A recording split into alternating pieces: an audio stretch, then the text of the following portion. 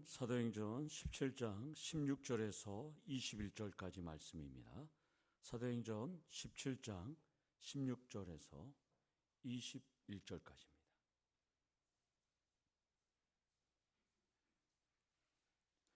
우리 신약성경 216페이지 사도행전 17장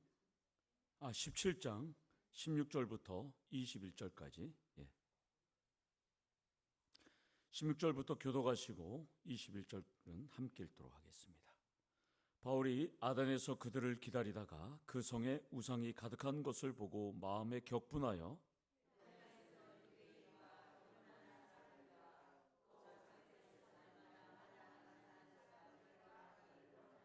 어떤 에피쿠로스와 스토아 철학자들도 바울과 책론할세 어떤 사람은 이르되 이 말쟁이가 무슨 말을 하고자 하느냐 하고 어떤 사람은 이르되 이방 신들을 전하는 사람인가 보다 하니 이는 바울이 예수와 부활을 전하기 때문이라.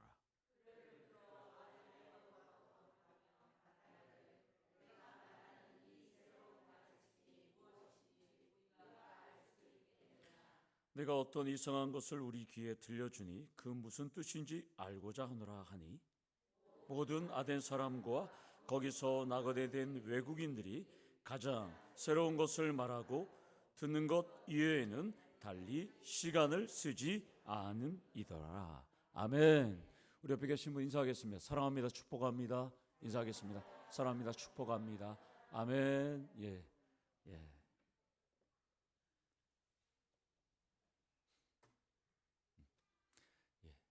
이든이가 인사하네요. 용인 양지에 가면 우리 용인의 총신대학교 신학대학원 캠퍼스가 아주 넓게 잘 되어 있습니다. 거기 가면 입구에 오른쪽에는 큰 돌, 10m 정도 되는 돌이 이렇게 두 개가 서 있고요. 가운데는 좀 약간 좁게 사람이 빠져나갈 수 있을까 말까 하는 좁은 돌이 있습니다. 이것이 바로 우리가 마태복음에 나와 있는 좁은 문을 상징하는 돌을 세워놨습니다. 그 좌측에는 길 건너에는 큰 돌로 5가지가 교훈이 딱 새겨져 있습니다. 하나는 우리가 신자가 되라. 또한 하나는 성자가 되라. 또 하나는 학자가 되라. 하나는 전도자가 되라. 하나는 목자가 되라. 이렇게 교훈입니다. 저희 신학대학원에. 얼마나 목사들이 이 5가지를 하기 어려우면 교훈으로 정했을까요? 그 중에 가장 힘든 것은 저는 전도자가 된다는 게 상당히 힘든 것 같습니다. 물론 5가지가 다 어렵습니다. 신자가 되고 학자가 되고 성자가 되고 전도자가 되고 목자가 되는 것, 담임 목사들이 또한 모든 목회자들이 실천하기 어렵기 때문에 총신대 신학대학원에는 그 5가지가 교훈으로 정한 것 같습니다.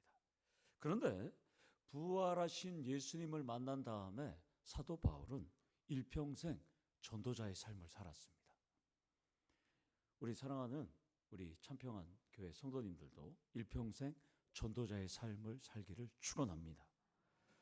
본문은 15장 35절부터 18장 22절까지 사도 바울의 유럽 선교 이야기의 아가야에 대한 첫 사역지에 대한 이야기입니다. 그러니까 지금 바울의 2차 선교 여행 중에서 아가야 선교 사역의 첫 번째 내용 중에 첫 번째를 지금 살펴보는 것입니다. 두 번째는 우리가 너무나 잘 아는 고린도 에피소드입니다. 다음 주까지 이 아덴에 대해서 사역을 지금 살펴보려고 합니다. 학자들은 주후 예수님이 승천하시고 난 다음에 주후 50년경에 사도 바울이 아덴에 도착했을 것으로 추정하고 있습니다. 바울은 원정 박해라는 위기 속에서 원정 구조팀의 도움을 받아서 지금 아덴에 도착했습니다. 이곳은 헬라의 지성의 중심지인 우리가 너무나도 잘 아는 소크라테스의 고향, 또한 아리스토텔레스가 활동했던 지성의 도시에 지금 현대의 그리스의 아테네인 아덴에 지금 도착했습니다. 급박한 상황에서 바울은 몸을 잠시 피했습니다. 홀로. 그리고 오늘 본문 말씀을 보면 그들을 기다리라가 이렇게 말합니다. 이 그들은 신라와 디모데를 포함해서 선교팀으로 보고 있습니다. 그런 이것을 보면 바울은 잠깐 혼자서 피신해서 지금 잠깐 기다리고 있는 상황입니다. 그런데 혼자서 선교팀을 지금 기다리고 있는 상황에서 아덴을 이렇게 보니까 우상과 신전이 가득합니다. 이쯤 되면 좀 참아야 되는데 바울이 지금 격분했다라고 합니다. 지금 마음에 격분하여 분노가 막 치밀어 오르는 거예요. 지금 아덴에 우상과 신전이 가득한 상황을 보니까 이거 나 혼자 지금 혼자 몸을 피했는데 도저히 나 지금 가만히 있을 수 없어 하고 지금 나서게 되는 것입니다. 그렇다면 본문을 통해서 2024년도 이 아덴과 같이 경상북도의 중심 도시인 우리 영적 아덴인 포항에서 전도자는 어떤 자세로 살아가야 하는가 은혜를 한번 나눠보도록 하겠습니다. 전도자의 삶 첫 번째는 바울과 같이 비록 혼자임에도 정의심으로 불타야 한다는 것입니다. 16절에 바울은 우상이 가득한 것을 보고 격분합니다. 마음에 분노가 일어납니다.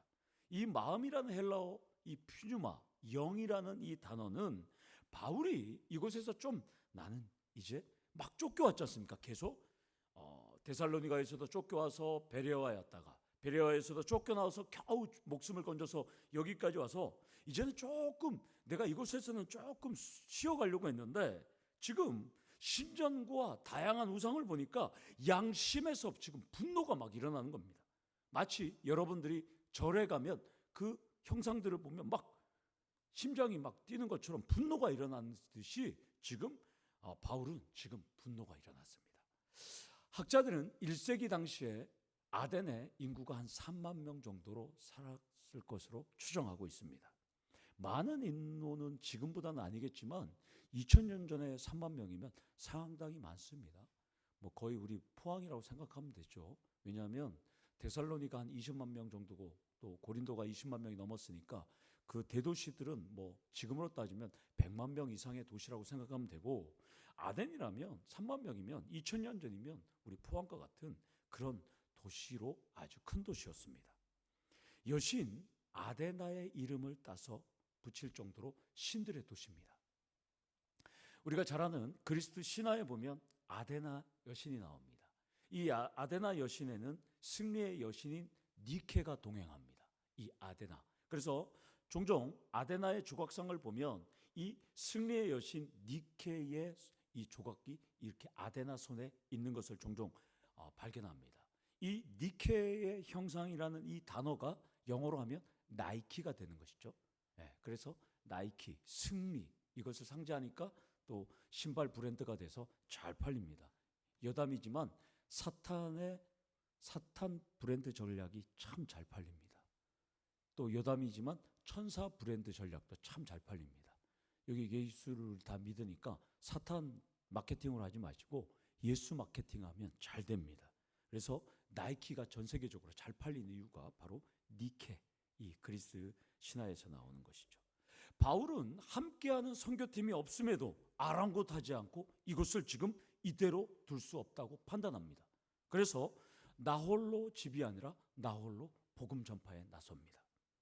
자기를 보호하거나 도와줄 경호원도 없고 동역자도 없음에도 바울은 지금 혈혈단신으로 생전 처음 방문한 아덴을 곳곳을 지금 누빕니다. 참 대단한 열정입니다. 17절을 보면 바울의 선교 전략인 회당을 이제 공략합니다. 그런데 성도님들 한번 생각해 보세요. 회당이 있다면 유대인이 있다는 것이고 그러면 도대체 유대인들은 뭐 했을까 이겁니다. 이렇게 신전이 가득하고 또한 다양한 신상들이 가득한 이곳에서 지금까지 유대인들은 무엇을 했냐 이겁니다. 잘 아는 대로 유대인들은 이방인들을 그냥 개취급합니다. 그래서 나만 선택받았고 나만 하나님 잘 섬기면 되고 나만 유일신 여호와 하나님만을 잘 제대로 섬기는 신앙에서 살아간다는 것이죠. 그러나 혹시나 헬라인들이나 이방인들이나 경건한 사람들이 나 하나님 믿고 싶고 회당에서 안식일날 예배드리고 싶은데요 하면 이 사람들이 유대인들이 그래 와 그래 놓고는 회당에서 시험 보는 겁니다. 보통 경건한 이방인들이 하나님을 믿는 회당 예배를 드리면 3년에서 5년 정도 테스트를 받아야 돼요. 유대인들은 그냥 들어갈 수 있는데 경건한 이방인들, 그럴 정도로 이들은 찬밥 신세니까 이방 신전이 있든 신상이 있든 그냥 무시하는 거예요. 나만 그냥 나만 하나님만 잘 믿으면 된다는 거예요, 유대교 신자들은. 그러니까 지금 이곳에 우상 신상이 가득하고 그냥 신전이 그냥 가득하는 겁니다. 내 할 바 아닙니다. 그냥 유대교의 울타리 안에서 내 신앙만 잘 지키면 된다, 내 율법만 잘 지키면 된다는 것입니다. 그런데 바울은 지금 이곳에서 격분한 것입니다. 이것을 보면 바울은 특별한 사람이기 때문에 이렇다, 당연하다고 생각하면 안 됩니다. 바울은 우리랑 동일하게 예수를 믿는데 우리와 좀 다른 면이 행동이 일치한다는 것이죠. 믿음과 삶이 지금 일치하고 있습니다. 새벽기도 때 우리가 계속 요한복음을 살펴보고 있는데 유대교는 창조주 하나님이 유일한 신이라는 이 진리를 이방인들에게 전하지 않았습니다. 역할을 하지 못했습니다. 역할을 하지 못하니까 예수님께서 유대교를 대체하고 또한 사마리아교를 대체하고 성전을 대체하는 역할을 우리가 계속 살펴봤지 않습니까?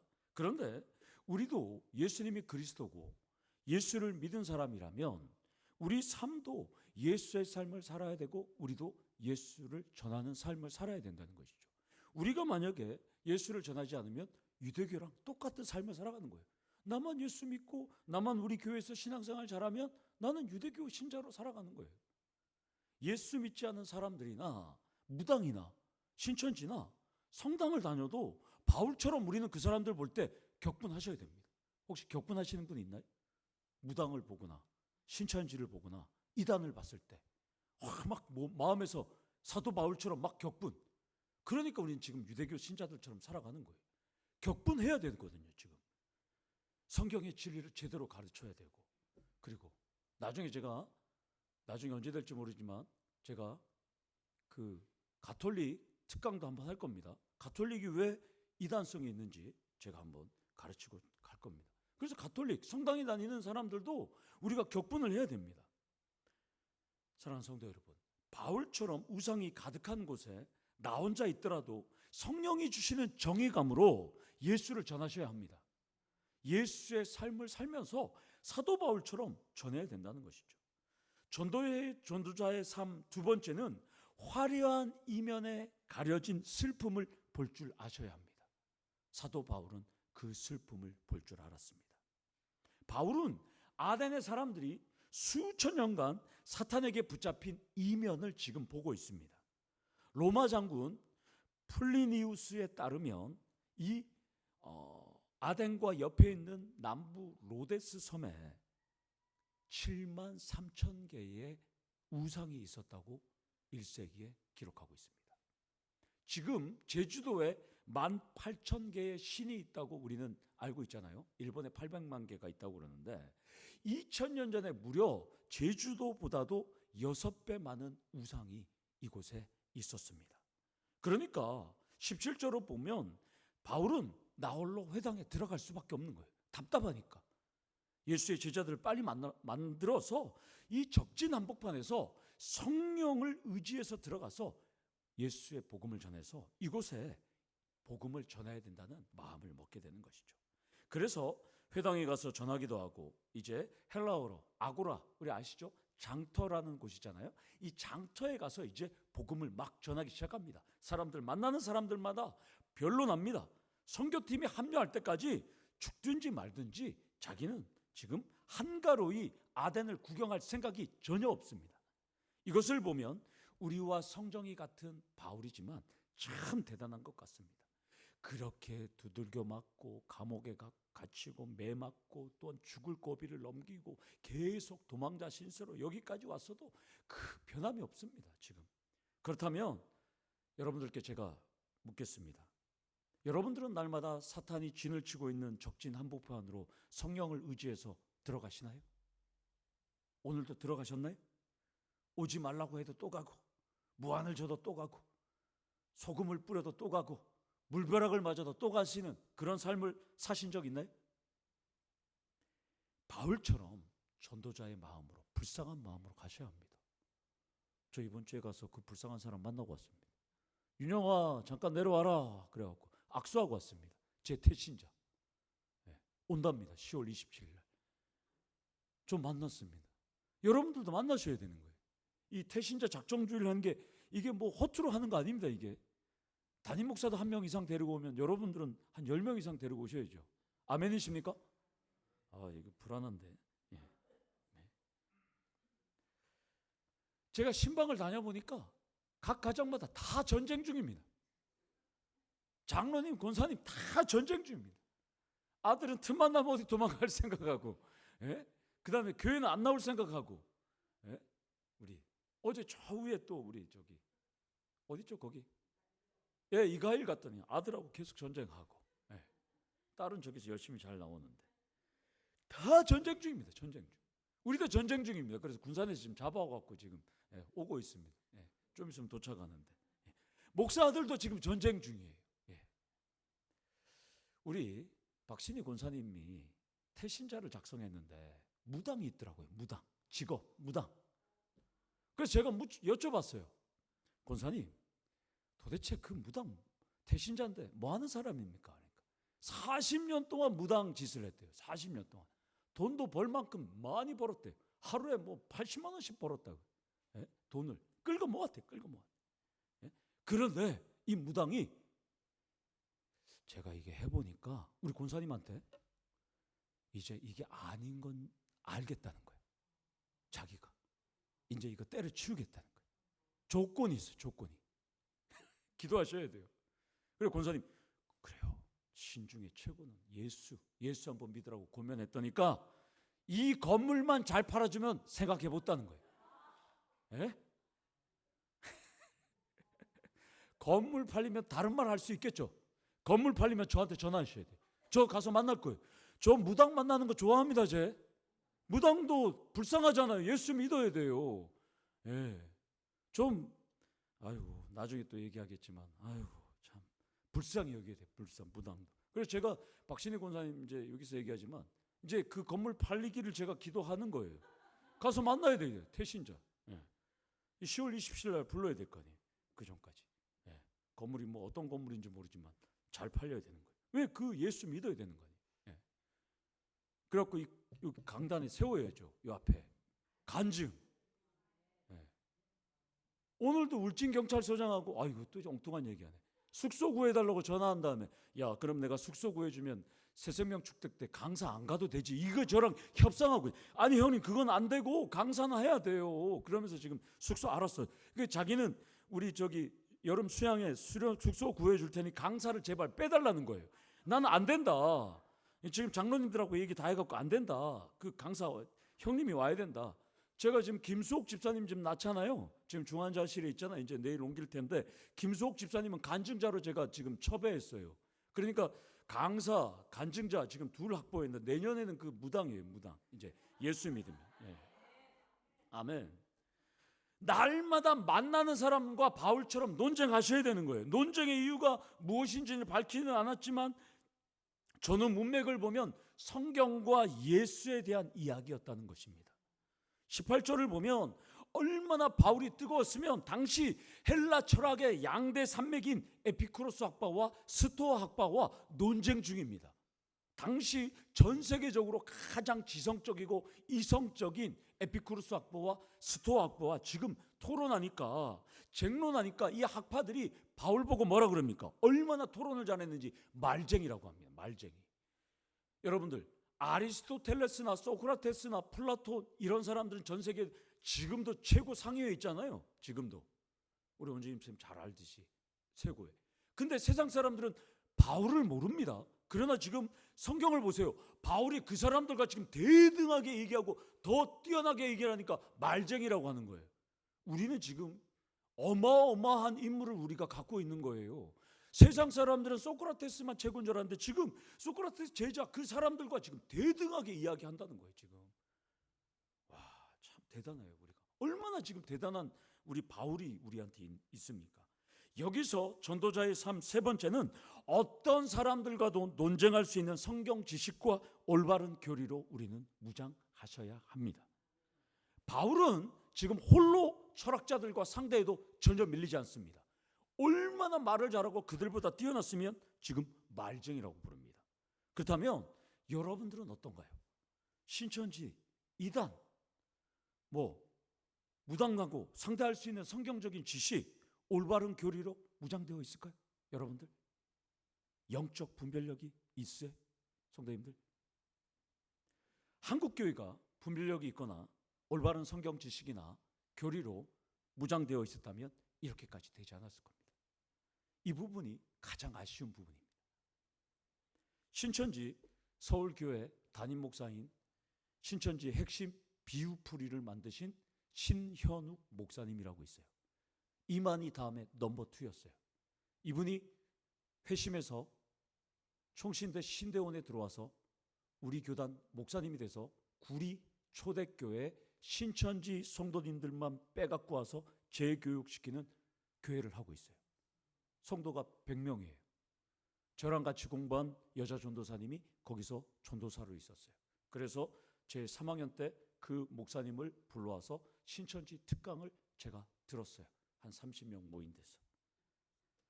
이분이 신천지 교리를 만드신 분이에요. 그러니까 신천지에서는 테러 1순위가 신현욱 목사예요. 여러분 유튜브 틀면 이분 쫙 나옵니다. 이분이 이런 얘기예요. 신천지는 나무 막대기가 진짜인 줄 알고 매일 훈련받고 매일 교육받는 거예요. 그런데 자기가 총신대 신대원에서 와서 정통교단의 교리를 들으니까 정통교단의 교리는 칼이라는 거예요. 칼. 그런데 신천지는 나무 막대기가 진짜인 줄 알고 그걸 열심히 훈련하고 하는데 정통교단은 칼이 있음에도 불구하고 훈련을 안 하니까 이게 다 녹슬어갖고 신천지랑 만나면 다 백전백패라는 거예요. 이해가 됐어요? 전 그분 이야기 듣고 깜짝 놀랐어요. 그 다음부터 제가 교리 공부를 하기 시작해서 지금 우리 학생들에게 소요리 문답을 하기 시작하는 거예요. 교리 교육이 너무 중요하다고 생각해서. 저는 그 평가가 너무나 정확하다고 생각합니다. 저는 경험도 있어요. 중고등부 동계 수련회 때 전도 특강 받고 우리 학생들 다 오락실로 가고 다 가고 가는데 저한테 연락이 왔어요. 제가 조장이었는데, 형 지금 오락실에 여호와 증인 초등학교 3학년 남자가 있는데 우리가 지금 다 나가 떨어져서 어떻게 안 돼? 제가 가서 그 학생하고 이야기했는데 제가 진땀이 났어요. 고등학생이 초등학교 4학년. 얘네들은 그 교리에 확실하게 무장되어 있더라고요. 그래서 제가 그때 알았어요. 와, 대단히 세다. 예? 그래서 세뇌교육이 중요합니다. 세뇌교육. 그래서 소요리 문답이 뭐냐? 웨스트민스터 신앙고백, 세뇌입니다. 세뇌. 어릴 때부터 학생들한테 계속 가르쳐주는 거예요. 성삼일체, 하나님이 뭐고 또 예수님이 뭐고 계속 가는 거예요. 얘들이 나중에 어른이 되면 세뇌가 돼갖고 그냥 거기서 살아가는 거예요. 예. 그래서 제가 지금 우리 학생들 세뇌시키고 있어요. 예. 육문답까지 가고 있습니다. 에피쿠로스 학파는 쾌락을 제일 인생의 목적으로 생각합니다. 신은 있다고 생각하는데 신은 그렇게 중요하지 않다고 생각합니다. 그냥 신에게 순종할 필요가 없다고 생각해요. 스토아 학파는 자연과 일치되는, 무라일치되는 삶을 살아갑니다. 이 사람들은 신은 인격적인 존재라고 생각하지 않습니다. 스토아 학파는. 그러니까 그냥 우주 안에 그냥 이성으로 만물 속에 신이 내재한다고 생각하는 거예요. 그러니까 둘 다 신을 중요하게 생각하지 않아요. 그러니까 두 철학은 인간이 죽으면 끝이 나는 거예요. 다음 세계가 없는 거예요. 사후가. 기독교의 가르침과 정반대인 거예요. 그러니까 사도 바울은 지금 천지창조와 예수님이 부활하셨고 우리는 내세가 있다고 이야기하니까 두 철학과 지금 부딪힐 수가 밖에 없는 거예요. 그러니까 대립하니까 바울을 이 말쟁이라고 부르는 거예요. 이라는 이 헬라어 후토스는 경멸적인 의미입니다. 그러니까 우리식으로 표현하면 이 녀석, 이놈, 이 아가. 이 아가가 무슨 뜻인지 알죠? 제가 이 강단에서 뭐라고 할 수 없으니까 이 베이비, 예, 그런 뜻 알죠? 시읒, 쌍기역, 예, 그런 뜻이에요. 지금 이놈 이렇게 얘기하는 거예요. 예. 여기 말쟁이라는 이 스페로몰 로고스란 단어는 병아리가 여기저기 흩어져 있는 먹이를 쫙 갖고 오는 거예요. 그러니까 지금 바울은 잡다한 쓰레기 지식을 모아서 이야기하는 사람이라고 경멸하고 있어요. 지금 이 철학자들이. 그러니까 두 학파는 자기들은 지금 전 세계적으로 유명한 학파인데 듣보잡 지성인이 갑자기 나타난 거예요. 이걸 요즘 우리 MZ세대들이 하는 건 낯선 유저, 그 다음에 50, 60대 되는 협잡군, 이런 소리예요. 지금 두 학파는 바울의 부활에 대해서 전혀 이해할 수 없어요. 그래서 에피쿠로스 학파는 사람이 죽으면 몸이 영인 원자로 그냥 돌아간다고 생각하는 거예요. 스토아 학파는 죽으면 이 저급한 몸이 그냥 속박의 굴레에서 벗어난다고 생각하니까, 부활이 있다고 하니까 이 학파들은 지금 깜짝 놀라서 사도 바울을 지금 뭐라고 막 그러는 거예요. 지금. 그래서 이방 신들을 전하는 사람이다라고 생각할 뿐입니다. 듣보잡이죠. 듣보잡. 여기서 전도자의 삶 네 번째는 어떠한 비난과 어떠한 공격에도 담대하고 흔들리지 마셔야 합니다. 복음을 전하다가도 뺨을 맞을 수 있습니다. 물벼락 맞을 수 있습니다. 그러나 여러분들 아시죠? 톱으로 10번 켜서 안 넘어지면 어떻게 하면 됩니까? 11번 썰거나 도끼로 찍으면 됩니다. 그래도 안 넘어가면 전기톱 사갖고 와서 자르면 됩니다. 예, 다 넘어가게 되어 있습니다. 안 넘어갈 수가 없습니다. 두 학파의 비난에도 불구하고 바울은 지금 꿋꿋하게 복음을 계속 전합니다. 물러서지 않습니다. 바울의 근성 대단합니다. 여러분도 이런 근성을 가지기를 소망합니다. 포기할 줄 모르는 도전, 결과를 보려는 도전, 끝까지 기다리는 도전, 이것이 교회 성장과 부흥 앞에 있는 여러분과 저의 숙제이기도 합니다.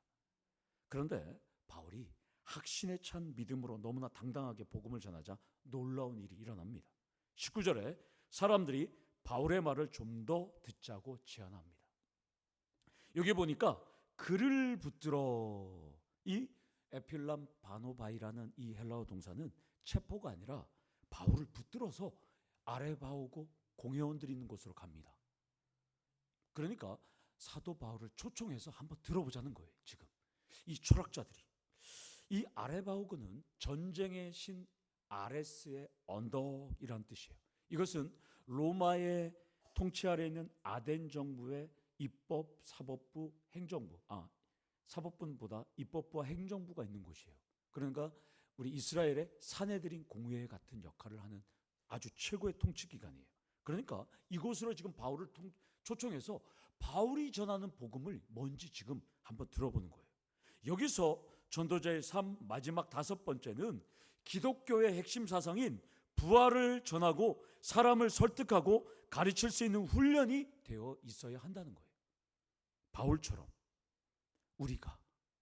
아덴은 제가 계속 얘기하지만 소크라테스와 플라톤의 고향입니다. 아리스토텔레스와 수많은 철학자가 이곳에서 활동했습니다. 그들의 후회와 논쟁했는데도 사도 바울은 전혀 밀리지 않습니다.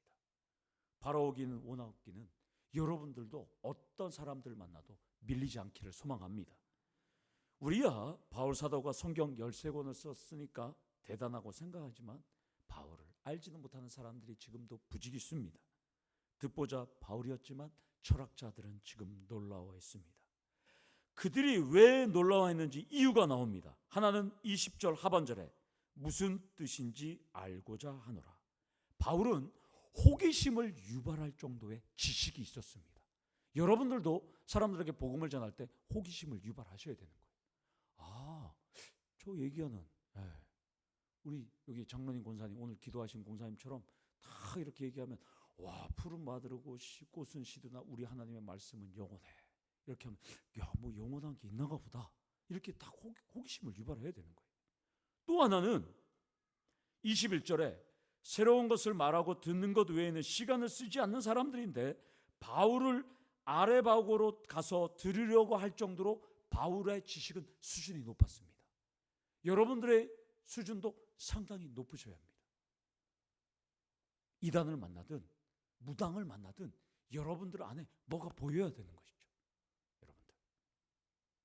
그 박신희 권사님이 그 무당을 만났을 때 토마토를 3개를 주더라는 거예요. 3개. 사람들이 오면 다가를 나누면 수십 개를 놔던가 10개를 놔둬야 되는데 꼭 뭘 3개를 놔둬요. 그러니까 권사님이 뭐가 보였는가 봐요. 혹시 직업이 무엇입니까? 그러니까 예, 무당이었습니다. 이 얘기가 되는 거예요, 이게. 예? 여러분들 수준이 되셔야 돼요. 영적 분별력이. 자, 이제 말씀을 한번 정리하겠습니다. 사랑하는 성도 여러분, 부활을 포함해서 성경 66권을 꿰뚫을 수 있는 바울과 같은 통찰력을 담임 목사와 함께 기르시기를 소망합니다. 지식이 가득 찬 똑똑한 서울대를 나오든 하버드대를 나오든 옥스퍼드대를 나오든 그런 지식에 가득 찬 불신자를 만나도, 또한 우리 포항의 가장 철학자인 사상가를 만나도 설득하고 가르칠 수 있는 우리 성도님들 되기를 축원합니다. 말씀을 정리해 보겠습니다. 유대교가 제 역할을 하지 못했을 때 하나님은 바울을 통해서 예수의 복음을 전하는 역할을 했습니다. 우리도 전도자의 역할을 감당하지 못하면 유대교가 되어버립니다. 사랑하는 성도 여러분, 오늘 전도자의 5가지를 오늘 살펴봤는데 우리 성도님들도 신앙의 수준에 따라서, 지식에 따라서 복음 전파에 최선을 다하고 또한 결실을 맺는 놀라운 일이 일어나기를 간절히 축원합니다. 아멘. 기도하시겠습니다. 하나님 아버지, 감사합니다. 사도 바울처럼 우리들도 예수를 아는 지식, 성경 66권을 꿰뚫을 수 있는 지식, 어떠한 사상가와 어떠한 종교와 어떠한 이단을 만나도 밀리지 않은 교리적인 지식에 가득 차서 그들을 예수를 믿는 올바른 지식으로 그들을 이끌 수 있는 우리들 될 수 있도록 지혜 주시고 능력을 허락하여 주시옵소서. 그래 우리가 만나는 모든 사람들 우리와 함께 신앙생활하며 이 교회가 가득 차고 넘칠 수 있도록 우리 하나님 채우시고 역사하여 주시옵소서. 예수님의 이름으로 기도드리옵나이다. 아멘.